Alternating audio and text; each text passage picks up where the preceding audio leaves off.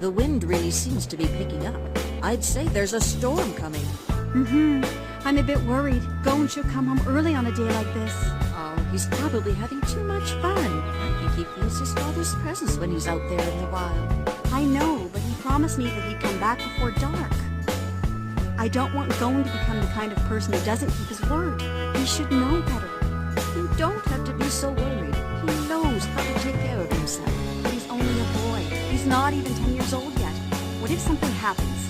You may be like a mother to him, but remember, you'll never take the place of his father.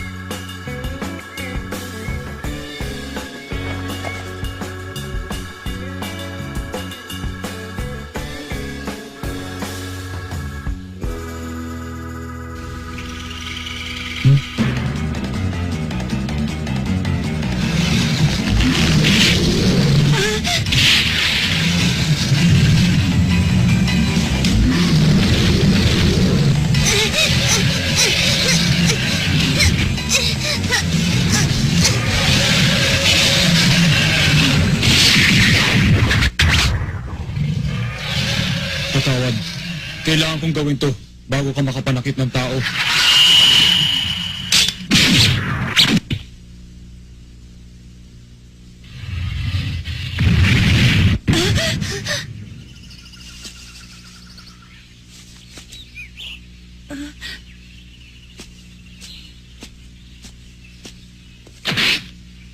Ayos ka lang ba? Bakit ka nandito? Hindi mo ba alam na delikado dito? Tingnan mo yan. Yan ang tatak na kanyang teritoryo. Kahit ang mga mababangis na hayop, umiiwas pag nakita yan. Hindi ka ba tinuruan ng tatay mo tungkol dyan? Dapat hindi ko nalang pinansin ang ingay na ginawa mo. Ngayon, para magiging cargo de konsensya ko pa to. Wala na akong tatay. Wala na rin akong nanay. Namatay daw sila sa aksidente matapos akong ipanganak. Tsahin ko lamang ang nag-aalaga sa akin ngayon. Pasensya na. Wag. Maraming salamat sa ginawa mo. Ha? Anong gagawin mo dyan sa maliit na oso? Ano pa ba? Ha? Mamamatay din naman siya sa gutom. Sakali mong mabuhay siya, sigurado paglaki niya, mananakit din siya ng tao. Bakit? Aalagaan ko siya. Imposible. Hindi rin siya mapapalapit sa'yo. Kahit na! Bahala ka.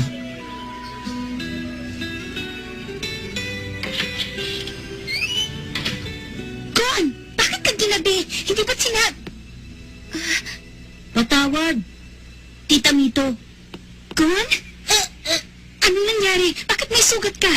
Kasi po, nadulas po ako kanina sa may gubat. Tita Mito! Hindi ka masusugatan ng ganyan kung nadulas ka lang. Kung hindi ka magsasabi ng totoo, diyan ka matulog sa labas.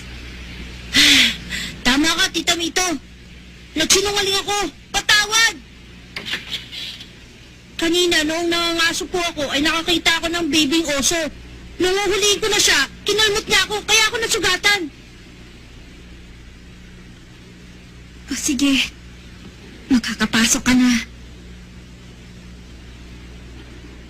Linisin muna natin yan bago ka kumain. Opo!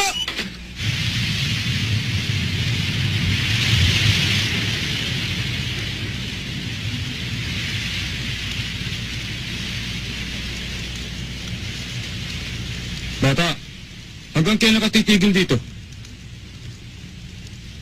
Malamang matagal.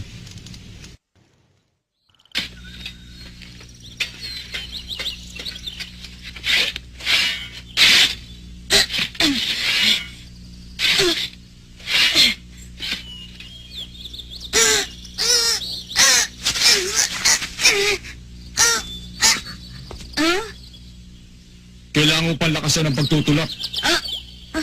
Sige, tulak. Ako nga pala si Kite. Isa akong hunter. Ano po yung hunter? Ang mundo ay puno ng misteryo. Ang hunter ay isang tao na naghahanap ng misteryo at ng iba pang mahalagang bagay na mahirap makamit. Teka, bakit ka pumunta dito? Hinahanap ko kasi ang aking master. Master? Oo. Sapagkat naibigay na sa akin ng aking master ang pinakahuli at pinakamahirap na pagsubok. Ang hanapin siya. Talaga? Hamak na mas mahirap yun kaysa ordinaryong panunugis. Hindi ba sinabi mong wala namang magulang mo? Oh. May alam ka ba tungkol sa iyong ama? Hindi pa kinakwento sa akin ni Tita Mito eh. Anong kanyang pangalan? Jean Fricks ang pangalan ng aking ama. Gon, boy pa rin ang iyong ama. Hindi ko lang nalalaman kung nasang bahagi siya ng mundo. Ang iyong ama, na si Jean Fricks, ang aking master. Isa siyang hunter. Hunter? Oo. Siya ang pinakamagaling na hunter sa buong mundo. Ano bang sinasabi mo, Gon? Gusto ko na pong malaman ngayon ang tungkol sa aking ama. Sabihin niyo na, Tita Mito. Ang tungkol sa iyong ama, isa siyang ordinaryong tao. Siya nagpapalakad itong shop noon. Namatay siya bago kaisilang. Iyan lamang ang masasabi ko tungkol sa kanya. Pasensya ka na, Gon. Gusto ko lang naman maalis siya sa iyong isipan. Hindi ko kayang tapatan kung ano man ang magagawa para sa iyo ng iyong ama. Pero sa palagay ko, hindi pa ako nagkukulang. Salamat at nauunawaan mo ako.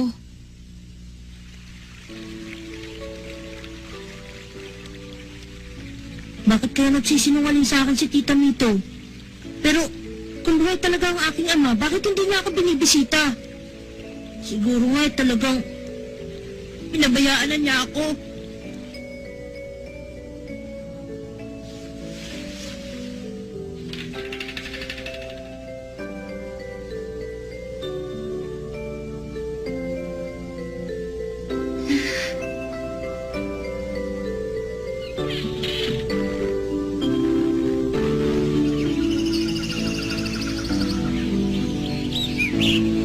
Ha?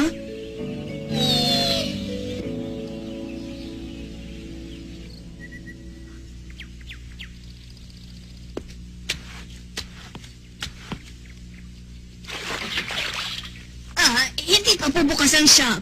Pasensya na po. Nagmamadali po kasi ako eh. Gusto mo ba yan? Oo, kukunin ko siya.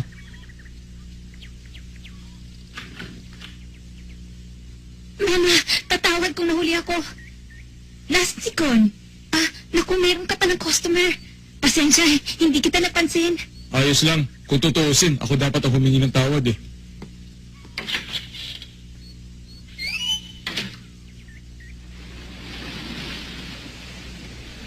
Sa palagay ko, hindi ko dapat ginawa yun. Pero, nung makita ko siya, Magsisisi ka lang. Kung gusto mo yung sunugin, dapat noon pa. Bakit ngayon mo lang gagawin? Mama, natatakot ako. Dahil nagtatanong na si Gon tungkol sa kanyang ama. Baka ito lang simula ng kanyang pag-alis. Kung gusto mo talagang maging kanyang ina, dapat mong maintindihan na darating ang araw na siya ay mawawala sa'yo. Hindi mo yan mapipigilan. Kagaya ng nangyari sa kanya. Oo. Ang kislap sa kanyang mamamatay katulad ng sa kanyang ama. Hindi niya ito mapipigilan. oo, siya ang naging pinakamagaling na hunter. Higit sa lahat, ang hayop ay napapalapit sa isang tunay na hunter.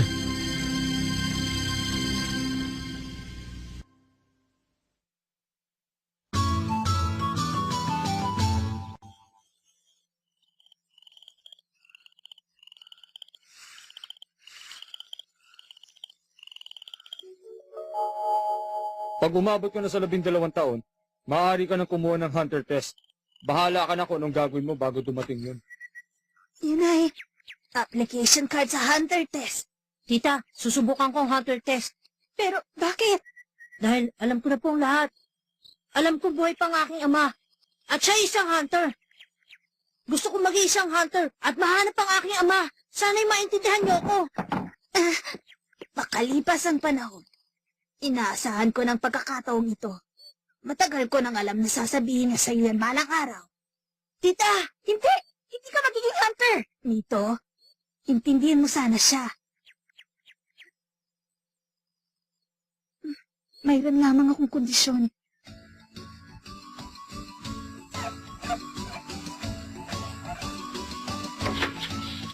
Huhuliin ni Gon yung magic guardian fish.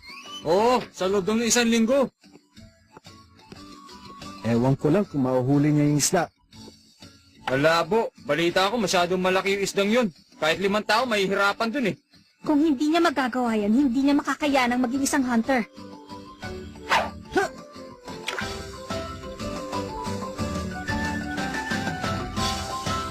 Huh?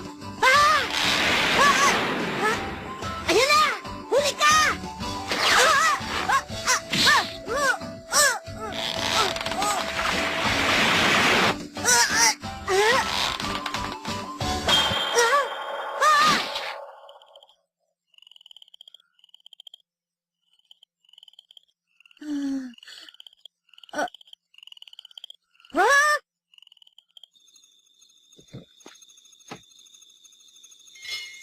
Palpak ka na naman. Tita, pasensya na. Napunit ang damit ko eh. Ba't ayaw mong tumigil? Bakit hindi ka pa sumuko? Hindi, mahuhuli ko yon. Sabi mo kapag nahuli ko yun, maaari na akong sumali sa hunter test. Magiging hunter ako. Hahanapin ko ang aking ama. Anong gagawin mo kapag nakita mo siya? Samantalang sanggol ka pa lamang ay pinabayaan ka na niya. Huh? Tama ka. Si Jin ay isang hunter. Bihirang-bihira lamang siya umuwi para bumisita. Wala namang magawa ang aking kapatid kaya palagi na lamang siyang nagmumukmok. Nahihirapan ang loob ko sa nakikita ko sa aking kapatid. Kaya naman galit na galit ako kay Jin. Galit ako sa lahat ng mga hunter. Pinabayaan niya ang kanyang pamilya, lalong-lalo na ang kanyang anak. Pagiging hunter ka pa ba para hanapin ang taong yun? Pero, masyado tong mahalaga kaya kahit baliwalain pa niya ang kanyang anak. Ang pagiging hunter ay ang pagiging dakila. Siguro nga. Kung sa bagay, anak ka nga niya.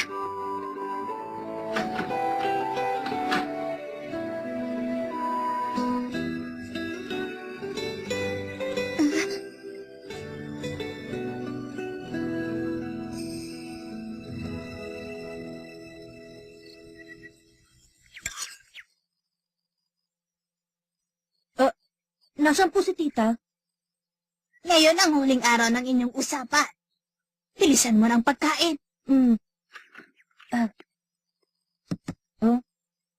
Gusto kong buksan mo yan. Ito yan ang ginagamit ni Jin na pamingwit noon.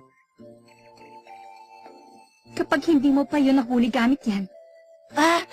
Tita Mito! Maraming salamat! Siguradong mahuhuli ko na ang magic guardian fish gamit ito!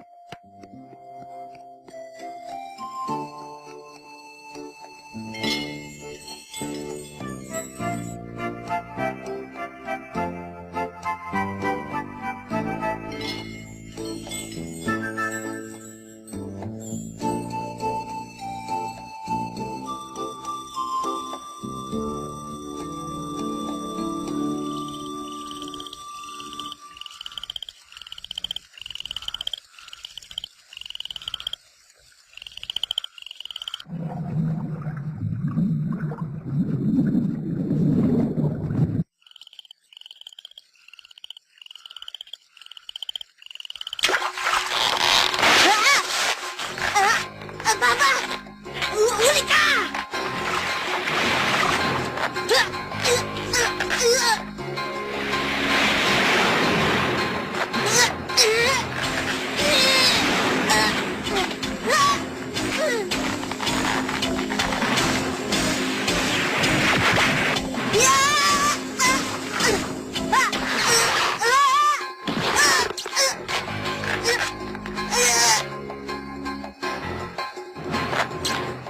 Hindi ko siya maiangat sa tubig sa ganitong paraan. Anong gagawin ko? Kung ako ang aking ama, tama! Siguradong luluwagan ng magic guardian fish ang kanyang paghila. Yun ang aking tsansa. Ngayon na!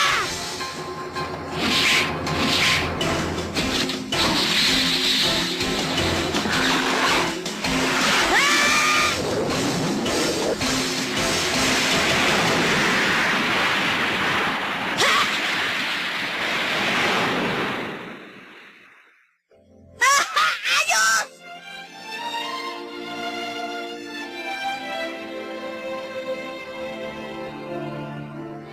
Pinangako mo, Tita Mito.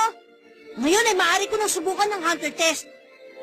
Ikaw ang nagturo sa akin na tutuparin ko ang lahat ng aking mga ipinangako. Hindi ba, Tita Mito?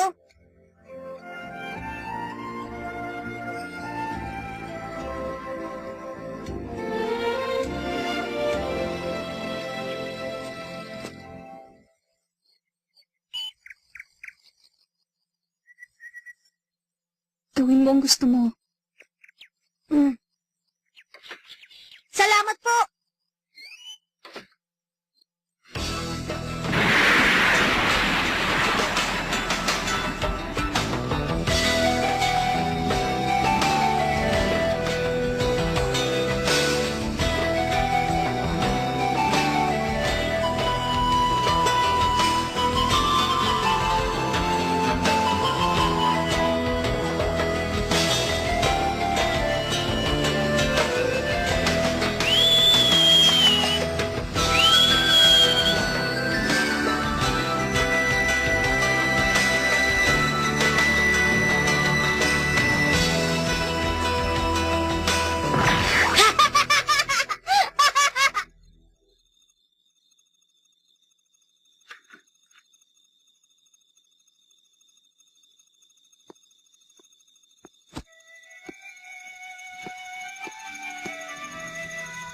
Patawarin mo ako, Gon. Dahil matagal na ako nagsisinungaling sa'yo. Hindi ka pinabayaan ni Jin. Nangalo lamang ako sa korte para mag-alaga sa'yo. Kaya kayo nagkahiwalay. Oo. Alam ko nagsisinungaling ka lang. Ah? Napapansin ko kapag nagsisinungaling ka. Dahil nakikita ko hindi ka makatingin sa aking mata. Gon! Ang bango ni Tita Mito. Hindi ko alam kung anong amoy ng aking tunay na ina. Pero kapag kapiling ko siya, para ko na rin kapiling ang aking nanay. Kaya hindi kita makakalimutan. Saan man ako magpunta, Tita Mito. Mahal na mahal kita.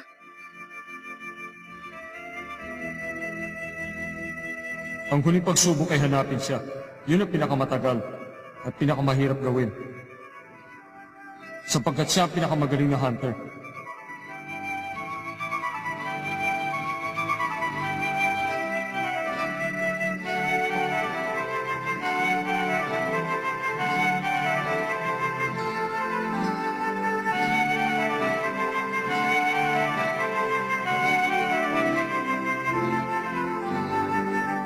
Papa, makikita rin kita.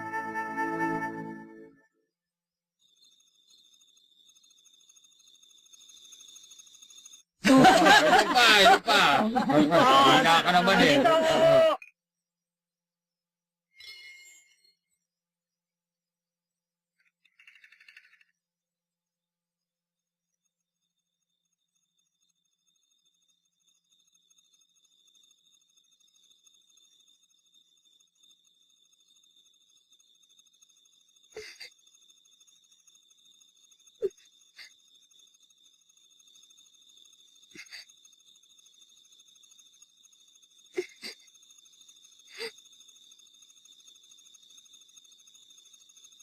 Mag-iingat ka.